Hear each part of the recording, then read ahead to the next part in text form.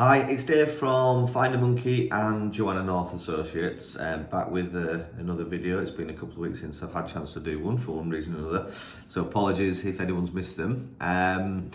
This week I wanted to have a chat about adoption specifically, but really talking about people who have what we refer to as a prescribed relationship to an adopted person. So not a lot of people may understand what that means, but essentially intermediary services were extended to include not just the adopted person, but also to think about people who might be related to them, who might have a need or a wish to understand more about that person's adoption. So the best example of that would be if you have a parent who was adopted and perhaps quite often they may have passed away, but you find out that they were an adopted person or have always known, and decide that you would like to understand more about their past and their adoption and their birth family, which essentially is your birth family too. So it's something that only came into legislation a few years ago, but actually it's incredibly important to a lot of people.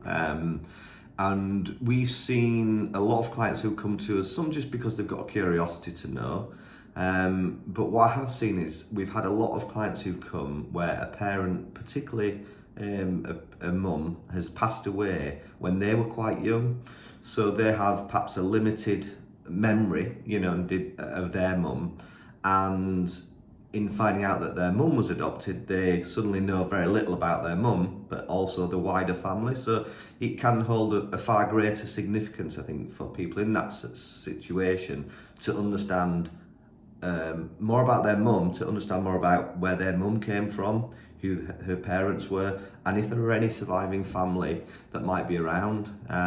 So we're seeing that quite a lot. So if that's you and you're in that situation and it's something that would be important to you, there is hope there. You can do it. You'd have to go through an intermediary. So if you don't know what your parents' name was before adoption, then the only way to get that information is through an intermediary service. You can try approaching your local authority.